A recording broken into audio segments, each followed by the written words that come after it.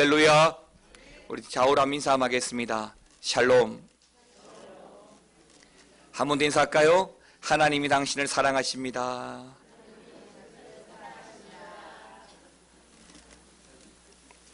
제가 오늘 말씀을 준비하면서 세상에서 제일 높은 IQ를 가지고 있는 사람은 누구일까?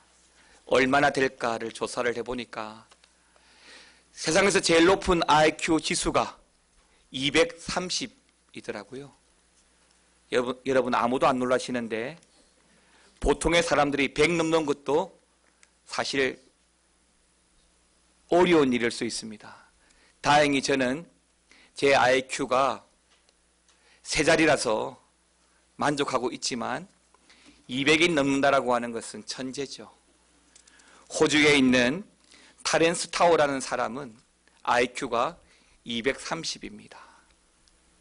현재도 최연소 미국의 UCLA의 교수로 재직하고 있는데 보통 벌이가 아닌 거죠. 우리나라도 세계 3위 안에 드는 IQ를 가지고 계신 분이 계시더라고요. 김웅용 씨라고, 이분도 IQ가 210이 넘습니다. IQ가 높고 지적 수준이 높고 지능 지수가 높으면 어떨까요? 우리가 살아가는데 아무래도 도움이 되겠죠. 공부를 하는데도 도움이 될 수 있고 사업을 해도 좀 도움이 될 수도 있고 사람과의 관계도 도움이 될 수 있을 거라고 여겨집니다. 그런데 여러분, 이 IQ가 높다고 해서, 지적 수준이 높다고 해서, 지식 수준이 높다고 해서 다 잘 살아가는 건가요? 그렇지 않습니다. 조금 전 말씀드렸던 세계 3위 210의 IQ를 가지고 있으신 우리나라 사람 김웅용 씨는 5세 때 사개국어를 하고 일찍 대학교를 다 마쳤지만 지금은 나이가 50이 되어서 지금은 평범한 국가 한 기관의 공무원으로 살고 있습니다. 사람들은 우리 자녀가 IQ가 높고 지식이 높고 탁월하기를 바라지만 그러한 것이 우리의 인생을 보장하는 것은 아니다 라고 하는 것이지요. 사람의 이런 지능지수를 굳이 좀 구분해서 말씀을 드리면 지식이 있고 지혜가 있지 않겠습니까? 지식은 말 그대로 내가 공부하고 연구해서 습득해가지고 내가 쌓아놓은 나의 업적입니다. 그럼 지혜는 뭘까요? 지혜는 그 지식을 잘 풀어내도록 대처하는 방안이 바로 지혜입니다. 그러면 어쩌면 지식도 필요하고 지혜도 필요하지만 어쩌면 특히 우리 예수 믿는 성도들에게는 세상을 아는 지식보다는 세상을 살아가는 지혜가 필요하고 세상을 아는 지식보다는 하나님을 아는 지식이 필요하고 하나님을 아는 지식을 가지고 살아갈 때에 하나님께서 우리에게 하나님이 주시는 지혜가 있다고 믿습니다. 사람이 세상을 지배하고 동물을 지배하는 것은 사람의 체력이, 힘이 강하기 때문이 아닙니다. 사나운 맹수나 심지어 집에서 키우는 짐승들도 사람보다 육체적인 힘이 훨씬 강한 것들이 많습니다.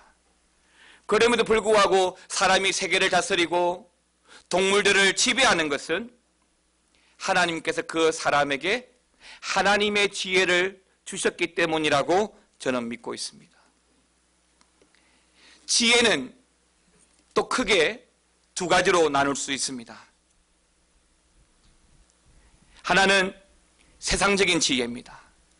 흔히들 안 좋은 표현으로 굳이 이야기하자면 요령이라고 말할 수도 있는데 어떻게 하면 잘 살 수 있고 어떻게 하면 돈을 많이 벌 수 있고 어떻게 하면 권력과 명예를 얻을 수 있는가, 이것이 바로 세상에 사용되어지는 세상적인 지혜입니다. 즉 세상적인 지혜는 세상을 어떻게 하면 잘 살아갈까에 유용한 지혜라고 할 수 있겠지요. 그래서 권력과 명예를 얻기 위해서 필요한 지혜가 바로 세상적인 지혜인 것 같습니다. 또 하나는 여기에 반해서 하나님께서 주신 지혜가 있습니다. 조금 전에 세상적인 지혜를 신학적으로 인본주의적인 지혜라고 말한다면, 하나님이 주신 지혜는 신본주의적인 지혜라고 말씀을 드릴 수 있습니다. 왜냐하면 신본, 즉 하나님이 근본이 되고 하나님이 주신 지혜이기 때문입니다. 지혜는 보이지 않지만 하나님의 지혜가 서두에 말씀드린 것처럼 세상을 지배하고, 하나님의 지혜가 세상을 살아가는 성도에게 성도답게 살아가게 하고, 하나님이 주신 지혜가 이 세상 속에서도 뒤처지지 않고 두려워하지 않고 염려하지 않고 승리하고 싸워가며 담대하게 살아갈 수 있는 그 이유를 제공해 주기도 합니다. 때문에 하나님이 주신 지혜는 성도들에게 만족과 행복을 이루는 터전이 됩니다. 이러한 지혜, 성경적으로 이러한 지혜의 가장 대표적인 인물을 꼽으라면 우리는 하나같이 다 솔로몬이라고 말할 수 있을 것 같습니다. 전도서는 그 솔로몬 왕이 기록한 성경입니다. 여러분 아시는 대로 솔로몬은 어릴 적부터 세상의 부와 권력을 다 가져보았습니다. 가져볼 것, 누려볼 것 다 가져보았고 다 누려보았지요. 그렇지만 그가 나이를 먹고 또 인생을 살고 보니 돌이켜볼 때 아무것도 세상적인 그러한 것들은 자신에게 만족하지 않았다라고 하는 것입니다. 오직 남은 것은 허무와 헛된 것뿐이고, 그것을 깨달아서 기록한 성경이 바로 전도서입니다. 그래서 우리가 전도서의 가장 유명한 성구 구절이 헛되고 헛되니 헛되고 헛되며 모든 것이 헛되도다인 것이지요. 솔로몬은 여기서 무엇이 문제이길래 헛된 것인가, 그 해답은 무엇인가를 전도서에서 우리에게 알려주고자 한 것입니다. 특히 전도서 6장에 보게 되면 솔로몬이 그러한 인생의 허무와 헛된 것들을 극복하기 위해서 세상적인 여러 가지 방법들을 다 동원하고 노력해보지만 모두 실패하고, 인본주의적인 삶은 마침내 허무와 헛된 인생뿐이다라고 고백을 합니다. 그러면 어떻게 극복할 수 있을까요? 신본주의적인 지혜, 하나님의 주신 지혜밖에 없다는 것입니다. 세상을 살아가다 보면 성공할 수도 있지만 실패할 수도 있습니다. 많은 사람들이 그 실패 때문에 좌절하기도 하고요. 또 남성보다는 여성들이 어느 정도 나이가 들면 갱년기를 겪게 되면서 심각한 우울증에 빠지게 되고, 그로 인해서 허무한 인생의 시간들을 보내기도 합니다. 그럴 때는 소망이 없고, 그럴 때는 그냥 탁 죽는 것도 별 무리가 없어 보일 때가 있습니다. 전에도 말씀드린 적이 있는데, 어제도 서울에 있는 제 부산의 모 교회 친구들 3명이랑 또 그 3명과 제가 모인다는 말을 듣고 30년 동안 만나지 못했던 부산에 있는 친구들과 선배 둘이 올라와서 도합 8명이 만났습니다. 이런저런 옛날 함께 신앙생활 했던 이야기, 크리스마스를 앞두고 추리를 장식했던 이야기, 성전 건축을 앞두고 벽돌을 지어가면서 예배당을 올렸던 그런 이런저런 이야기를 하면서 그 중에 한 명이 두 명이 교회를 안 다니고 있더라고요. 근데 한 명 형님은 이번에 우리를 만나서 다시 신앙생활을 하겠다고 의지를 보여주는 반면에, 저랑 가장 친했고 학생회장을 했던 친구 한 명은 우리 예배당에 들어오지도 못하는 거예요. 그래서 한 여자친구가 왜 그러냐고, 무엇이 문제냐고, 왜 신앙생활을 하지 않느냐고 다그치니까 그 친구가 화를 내더라고요. 네 인생이 그렇게 살아가는 건 이해가 되는데 내 인생까지 네가 간섭하는 것에 대해서 받아들일 수 없다는 겁니다. 일리가 있지요. 일리가 있습니다. 세상 사람들은 자기의 생각과 주관을 가지고 살아갑니다. 옳다고 여기지요. 실패할 수도 있고 성공할 수도 있습니다. 성공했다고 해서 잘 살았던 것은 아니고 실패했다고 해서 못 살았던 것은 아닙니다. 중요한 것은 우리 믿음의 관점에서 보게 되면 어떤 인생을 살아가든 하나님을 잊어버리고 하나님을 떠난 인생은 허무의 인생이고 헛된 인생이고 불쌍한 인생이라는 것입니다. 제가 그 친구에게 그렇게 이야기를 했습니다. 그래, 누구도 네 인생에 대해서 왈구왈구 하지는 않을 거야. 다만 오늘 우리의 만남은 30년 전 끊어지고 다시 만난 만남이기 때문에 30년 전 함께 신앙생활했던 그 시간을 돌이키면서 그때 너의 모습을 떠올리니까 지금 이런 말 할 수 있는 것 아니겠냐고. 노여워하지 말라고. 친구이니까 건면하고. 너도 알다시피 하나님의 은혜로 살아왔기 때문에 이렇게 우리가 함께 모인 것 아니겠냐고. 그런 이야기를 나누었습니다.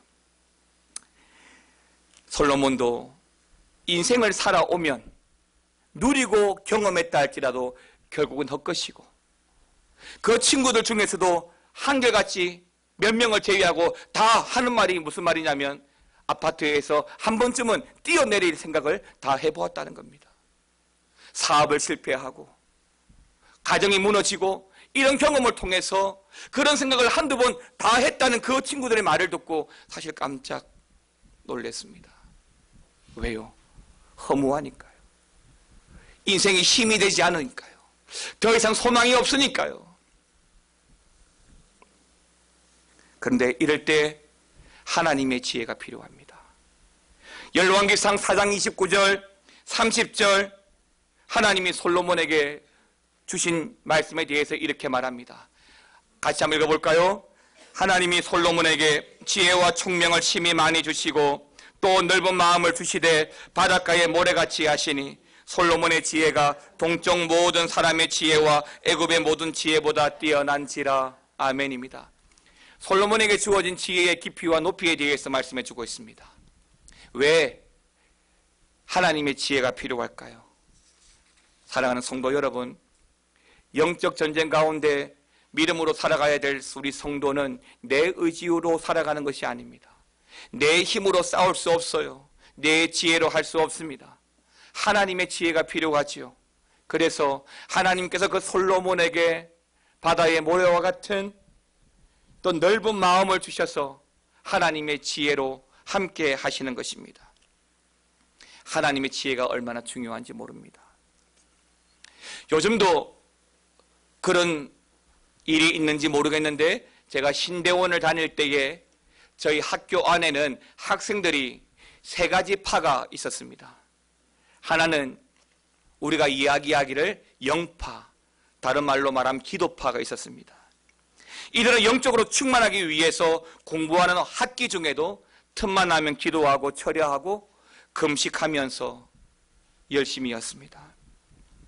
그분들이 늘 이야기했던 것이 뭐냐면 목회는 영성이다. 자, 이런 분들은 되게 연세가 들어서 뒤늦게 소명을 받고 학교에 들어오신 분들이 많았는데요. 여러 가지 인생의 간정들이 많아서인지 기도의 생활에 참 열심히 있었습니다. 신대원에는 과제가 참 많습니다. 저 같은 경우는 그 과제를 해내느라 늘 도서관에 가서 부득불 과제를 해야만 했는데 그런 중에도 이분들은 학교 뒷산에 마련되어 있는 기도회 집이나 기도회 굴에 가서 늦게까지 기도를 하셨습니다. 목회는 영성이다 라고 말씀하시면서 또 한파는 장학파가 있었습니다. 다른 말로 말하면 운동권인데요. 데모를 많이 해서 운동권이 아니라 늘 운동장에 있다고 해서 운동권 장학파였습니다. 이분들을 찾으려면 운동장에 가서 한번 둘러보면 제일 빨리 찾을 수 있고요. 시험 기간이 내일인데도 불구하고 이분들은 운동장에서 운동하는 것을 멈추지 않습니다. 그리고 이분들은 이렇게 말합니다. 체력이 영성이다.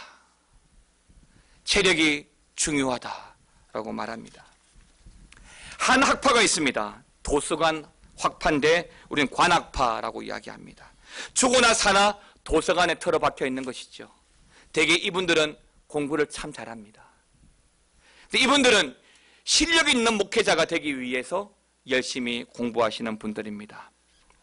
도시와 떨어진 다분히 외진 학교에서 3년 동안 이런 모습으로 저런 모습으로 공부하고 연단하면서 한 사람의 목회자로 세워지는 것이죠. 그런데 영파, 장학파, 관학파, 우리가 어디에 속해 있든지 목회를 할 때는 체력도 영성도 실력도 다 중요하지만 이 현장에서 보니까 무엇보다도 하나님이 주시는 지혜가 정말 필요하다는 것을 많이 느낍니다. 이건 목회자인 저가 하고 있는 목회뿐만 아니라 여러분들의 인생에서 살아가는 모든 순간순간에 똑같이 적용되고 필요한 것이라고 믿습니다. 그런데 오늘 본문에 보니까 이 야고보서 본문에 보니까 이 야고보 기자는 하나님이 주시는 그 지혜에 대해서 우리의 인생에 꼭 필요한 이 지혜에 대해서 뭐라고 말씀하시냐면 하나님께 구하라 그러면 주시리라. 그 지혜에 대해서도 하나님께 구하라 그러면 주시리라 라고 말씀을 하고 있다는 것입니다. 또 사도 바울도 빌립보서에서 빌립보서 4장 6절 7절에 이렇게 말씀해 주고 있는데요. 다시 한 번 더 같이 읽어보겠습니다. 아무것도 염려하지 말고 다만 모든 일에 기도와 간구로 너희 구할 것을 감사함으로 하나님께 아뢰라. 그리하면 모든 지각에 뛰어난 하나님의 평강이 그리스도 예수 안에서 너희 마음과 생각을 지키시리라. 아멘입니다. 기도와 간구로 감사함으로 하나님께 뭐 하라고요? 아뢰라고요. 기도하라고요. 그러면 하나님께서 우리의 마음도 우리의 생각도 지혜를 지켜주시겠다라고 말씀하고 있는 것입니다. 우리가 하나님께 매달리기만 하면, 우리가 하나님께 아뢰기만 하면, 우리가 하나님께 구하기만 하면 하나님께서 그 지혜를 주시겠다는 것입니다. 지혜가 얼마나 중요한지 굳이 말씀을 드리지 않아도 여러분 잘 아실 것입니다. 소설가로 소설대지라는 큰 작품으로 미국 여성 최초의 노벨 문학상을 수상한 펄벅이라는 여성이 계십니다. 이 펄벅의 아버지는 중국 선교사였습니다. 그래서 어릴 적에 이 펄벅은 자기 아버지를 따라 중국에서 자랐는데요. 하루는 그 아버지가 중국 오지를 가기 위해서 가족을 잠시 집에 있게 하고 아버지 선교사님 혼자 집을 비우게 되었습니다.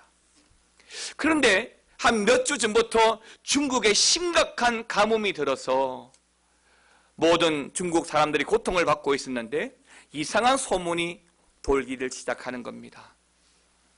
자기 마을에 있는 유일한 이 백인들이 와서 이 사람들이 섬기는 이상한 신 때문에 신이 노여워해가지고 가뭄이 생겼다라고 하는 것입니다. 그래서 사람들이 불안해하고 그 불안이 극에 달해서 분노가 될 쯤 그 마을 사람들이 이 펄벅의 집으로 몰려오기 시작했습니다. 그것도 그냥 몰려오는 것이 아니라 한 손에는 몽둥이, 곡괭이, 온갖 농기구를 들고 이 집을 때려 부술 심산으로 펄벅의 집으로 들어온다는 말을 들었습니다. 이 소식을 들은 펄벅의 어머니는 갑자기 집안에 있는 모든 차찬을 꺼내어서 식탁에 세팅을 해놓고 또 케이크와 과일도 담아서 올려놓고는 자신의 집의 대문을 활짝 열어놓고 어린 펄벅에게는 거실에 앉아 책을 읽게 하고 자신도 평상시와 똑같이 거실에 앉아서 성경을 읽으며 앉아 있었습니다.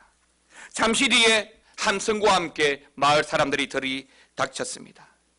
금방이라도 때리 부술 모습으로 들어왔는데 대문도 열려있고 들어오자마자 가족들이 너무 평안히 앉아있는 모습을 보고 오히려 그 사람들이 당황을 했던 것이죠. 펄벅의 어머니가 그 사람들에게 어서 오십시오. 참 잘 오셨습니다. 기다리고 있었습니다. 라고 그분들을 차가 세팅되어져 있는 곳에 안내해서 정중히 차를 드리고 멈칫하는 그분들에게 방으로 모시고 들어와서 차와 케이크와 과일을 함께 먹게 되었습니다. 그리고 함께 차를 마시면서 그 중국 사람들이 앉아있는 펄벅과 그의 어머니를 보며 유심히 돌아보면서 어떤 상황에도 평안히 사라지지 않는 모습을 보면서 그날 밤 그렇게 돌아가 버렸습니다. 놀라운 것은 바로 그날 밤에 비가 내렸던 것이지요. 그리고 훗날 이 펄벅이 어른이 되어서 그의 어머니가 그 옛날의 기억을 더듬어 펄벅에게 이렇게 이야기했습니다. 만약 도망칠 곳이 없는 막다른 골목이 아니었다면 그런 용기가 나지 않았을 거라고. 그런데 그 용기를 하나님이 주셨다고. 하나님이 나에게 지혜를 주셔서 그 순간에 그 위기를 벗어날 수 있었다라고 하는 말을 해주었습니다. 펄벅은 그 중국에서 있었던 일을 기억해서 대지라고 하는 대작품을 써서 노벨 문학상을 받았습니다. 지혜입니다. 사랑하는 성도 여러분, 세상을 살아갈 때 하나님의 지혜가 필요합니다. 잘 살아가기 위해서도 지혜가 필요하지만 성도답게 예수쟁이로 바르게 살아갈 수 있도록 하나님의 지혜가 필요합니다. 때때로 어떤 결정을 내리고 선택해야 할 중요한 순간에 눈에 보이는 이익과 사람에 의해서 결정 내리지 않고 하나님의 마음을 품어 선택할 수 있는 하나님의 지혜가 필요한 것이지요. 그럼 우리 성도들에게 이러한 지혜가 무엇일까요? 저는 이 지혜를 사물과 사건을 바라보는 하나님의 시선과 하나님의 생각이라고 저는 믿습니다. 내 눈으로 바라보고 있지만 하나님의 시선, 하나님의 생각이 나를 통해서 보여지고 드러나게 하는 것이 바로 지혜라고 봅니다. 그러면 이러한 지혜를 얻기 위해서 우리는 어떻게 해야 될까요?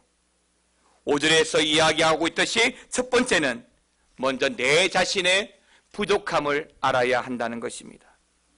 지난주에 우리 시온 찬양대, 오늘은 시온 찬양대가 샬롬이란 찬양으로 참 은혜를 많이 끼쳤는데 지난주에 우리 시온 찬양대가 무슨 찬양을 했는지 혹시 기억나십니까? 우리 찬양대 대원이 당연하게 말씀하시네요. 네, 모자람 맞습니다. 모자람을 하셨죠. 제가 그 찬양을 듣고 사실 은혜를 많이 받았습니다. 가사를 묵상하고 또 묵상해봐도 정말 우리는 부족하고 모자라는 거예요. 그 부족하고 모자라는 것을 주의 보혈로 채워가야 된다는 그런 찬양이었습니다. 알고 보면 참 부족한 것도 많고 모자라는 것이 많은 것이 우리의 인생이잖아요.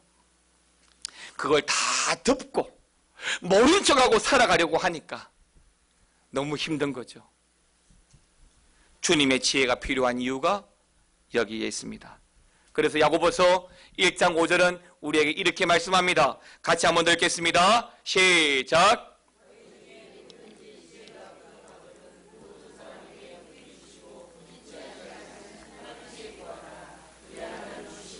아멘입니다. 저는 여기에서 이 부족이란 단어에 먼저 집중을 하고자 합니다. 사탄이 우리에게 찾아와서 자꾸 넣어주는 잘못된 생각들이 있습니다. 잘못된 판단을 하게 합니다. 잘못된 선택을 강요할 때가 많습니다. 그 선택이, 그 판단이, 그 결정이 나에게 이롭다라고 말합니다. 맞습니다. 세상을 살아갈 때에 사탄이 속삭여주는 그런 선택의 중요한 순간에 주는 그 마음이 세상을 살아갈 때 순간 우리에게 이익이 되고 이로울 수도 있습니다. 그러나 우리는 순간의 어떤 선택의 순간에도 사탄이 속삭이는 어떤 그 마음에도 기도하고 점검할 수 있어야 됩니다. 왜요? 하나님께 구하라고 그랬거든요.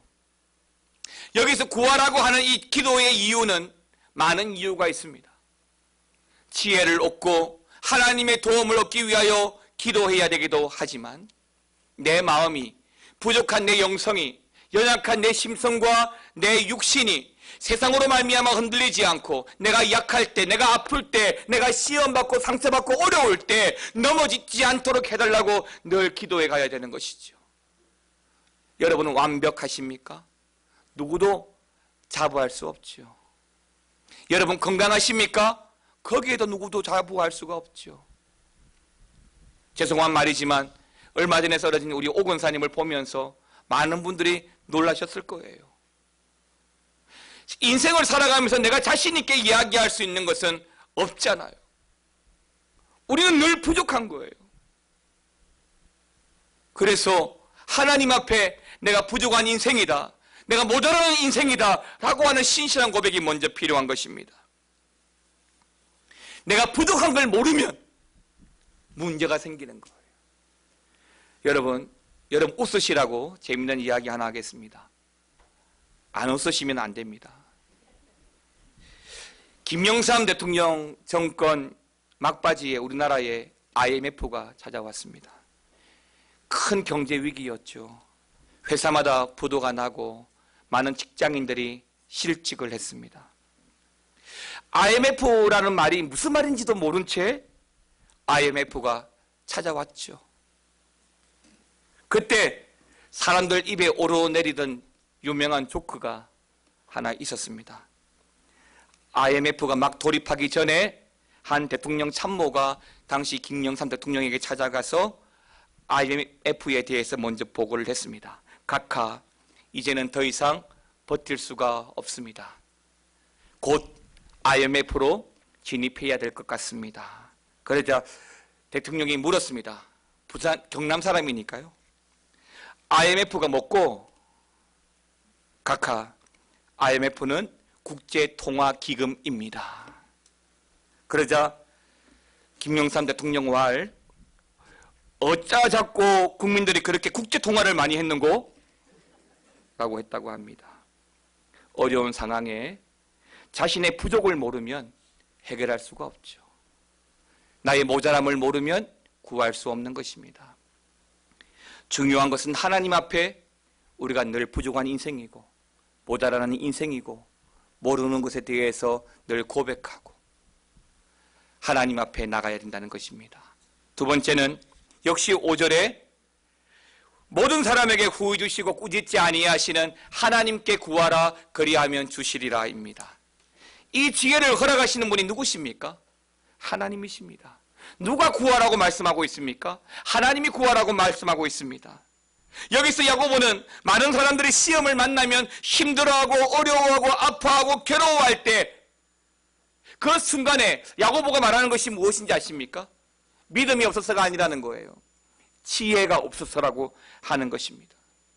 지혜가 없기 때문에 넘어지고 아프고 쓰러진다는 것입니다. 그래서 야고보는 내가 그럴 때 하나님께 구하라는 겁니다. 왜요? 하나님은 후회도 주시지만은 꾸짖지도 않거든요. 하나님께서 우리에게 여러 가지 많은 시험도 주시지만 또 구하기만 하면 그 시험을 이길 수 있는 지혜도 주실 줄 믿습니다. 우리가 당하는 시험에는 사실 온전히 자유할 수 없지만 그 시험을 당하면 항상 먼저 하나님께 그 시험을 이기는 지혜를 함께 구함으로 영적으로 성숙한 저와 여러분이 되시기를 주님의 이름으로 축원합니다. 마지막 세 번째로 오직 믿음으로 구하고 조금 더 의심하지 말라입니다. 우리 1장 6절 말씀 같이 한번 읽어보겠습니다. 시작. 오직 믿음으로 구하고 조금 더 의심하지 말라. 의심하는 자는 마치 바람에 밀려 요동하는 바다 물결 같으니. 시험을 이기는 지혜를 구할 때 가장 큰 조건은 주실 줄 믿고 구하는 것입니다. 우리가 기도하지 않습니까? 여러 가지 많은 제목들을 가지고 기도해 가지 않습니까? 그런데 제목들과 기도하는 이유가 다 다르지만 기도 말미에는 반드시 예수님의 이름으로 기도합니다라고 합니다. 그리고 예수님의 이름으로 기도합니다라고 하면 반드시 또 우리는 그 기도 끝에 아멘이라고 화답을 하죠. 장로님이 대표 기도를 하든 내 개인적으로 기도하든 반드시 예수님의 이름으로 기도하고 난 이후에는 아멘을 합니다. 이 아멘 뜻이 뭔가요? 아멘의 뜻은 맞습니다, 믿습니다 라고 하는 뜻이기도 하지만 의역을 해서 말씀을 드리면 이 아멘은 주실 줄 믿습니다, 그렇게 될 줄 믿습니다, 이런 뜻인 거죠. 그래서 기도할 때 하나님 도와주세요, 하나님 살려주세요, 하나님 고쳐주세요, 예수님의 이름으로 기도합니다, 아멘, 주실 줄 믿습니다, 그렇게 하실 줄 믿습니다라고 하는 것이죠. 예, 그거예요. 의심하지 말고, 조금도 의심하지 말고 아멘으로 주실 줄 믿고 구하라고 하는 것입니다. 의심하며 구하는 자에게는 응답이 없습니다. 그런 사람에게는 아무것도 하나님이 허락하지 않습니다. 구원도 믿음으로 말미암아 받지만 지혜를 구할 때에도 의심하지 않는 순전한 믿음이 필요한 것입니다. 믿음으로 구하지 못하는 사람을 이끌어서 오늘 8절은 두 마음을 품어 정함이 없는 사람이다라고 말하고 있습니다. 분명히 알아야 할 것은 시험을 받고 고통으로 힘들어하는 것은 시험이 힘들어서가 아니라 그 시험을 이길 수 있는 그 지혜를 믿음으로 구하지 못했기 때문에 힘들어하는 것입니다. 그러므로 우리는 늘 하나님께 의심하지 말고 구하는 영적 자세가 필요합니다. 갈릴리 바다는 작은 호수입니다. 야고보는 어릴 적에 거기서 자랐지요. 수영해서 건너갈 수 있을 정도로 작은 호수가 갈릴리 호수입니다. 그런데 이 호수의 지층이 좀 이상하답니다. 지형이 좀 이상하대요. 그래서 조금의 바람만 불어도 잔잔하다가도 그 조금의 바람이 그 이상한 지층에 부딪혀서 돌풍이 될 때가 있다고 합니다. 거센 바람을 동반할 때가 있다고 합니다. 그래서 분명히 갈릴리 호수인데 성경에서 큰 풍랑이 일어나고 그 호수에서 요동이 일어날 정도로 그런 일들이 생겨난다라고 합니다. 야고보는 그 갈릴리 호수를 빗대어서 믿음 없는 자의 상태가 바로 그렇다, 지혜 없는 자의 상태가 그렇다는 겁니다. 부딪히는 대로 요동하고 부는 대로 큰 바람으로 태풍이 되고 그게 지혜 없는 자의 모습이다라고 하는 것입니다. 이런 영적 상태의 사람은 하나님께로부터 아무것도 받을 수 없습니다. 여러분, 하나님께 지혜를 구하십시오. 하나님이 주시는 지혜가 세상을 지혜롭게 살아가게 합니다. 하나님 주신 지혜가 세상을 성도답게 살아가게 하는 것이죠. 제가 같이 사역했던 그 목사님이 전도사 때 있었던 일들을 저한테 이야기해 준 적이 있습니다. 하루는 청년들과 함께 오늘 본문 야고보서 1장의 말씀을 공부하고 공부가 끝나는 말미에 청년들과 함께 기도 제목을 주어서 통성으로 기도하는데 기도의 제목이 하나님 우리에게 지혜를 주시옵소서, 하나님 나에게 지혜를 주시옵소서 라고 기도하자, 통성으로 기도하자라고 했더니 청년들이 쭈삣쭈삣 큰 소리도 기도 안 하고 하나님 주십시오 이렇게 기도하더래요. 그래서 이 전우사님이, 당시 전우사님이 아니 왜 그러냐고, 통성으로 큰 소리도 나에게 지혜를 주시옵소서 라고 기도하자고 다시 강조했는데도 불구하고 청년들이 주여 하더니 주시옵소서 주시옵소서 그렇게 하더래요. 그래서 두 번, 세 번 말하기가 그래서 기도회 끝나고 나서 청년의 회장을 따로 불러서 물어보았답니다. 아, 왜 그러냐고, 왜 기도를, 요즘 청년들이 이상하다고, 왜 그러냐고 다그쳤더니 회장이 하는 말이 정말 조크 아닌 조크였던 것이죠. 무슨 말이냐면 사실 자기 그 청년회에 지혜라고 이름하는 여자 자매가 있는데 굉장히 못생겼다고 합니다. 그래서 청년들이 주여 지혜를 주옵소서라고 기도했더니 이 자매가 자꾸 웃더래요. 그래서 그렇게 차마 기도할 수 없었다라고 저한테 이야기하는 것을 들었습니다. 여러분, 하나님의 지혜는 우리 곤란하게 하지 않고 세상을 하나님의 마음으로, 하나님의 시선으로 살아가게 합니다.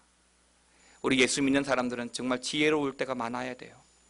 안 믿는 사람들을 만날 때에도, 또 세상 속에서 여러 가지 어떤 일들을 해나갈 때에도 하나님의 지혜가 필요합니다. 사랑하는 성도 여러분, 오늘 말씀을 통해서 여러분들이 야고보가 이야기하는 대로 후회주시고 꾸짖지 아니하시는 하나님의 지혜를 구할 수 있기를 바랍니다. 하나님의 지혜는 세상을 탁월하게 살아가게 하는 이유가 되기도 하지만, 하나님의 지혜는 우리로 하여금 하나님의 백성답게 성도답게 살아가게 하는 근거가 됩니다. 하나님의 지혜가 굉장히 깊습니다. 하나님의 지혜가 굉장히 부유합니다. 그 부유하고 그 놀라운 하나님의 지혜로 살아가는 저와 여러분 되시기를 우리 주님의 이름으로 축원합니다.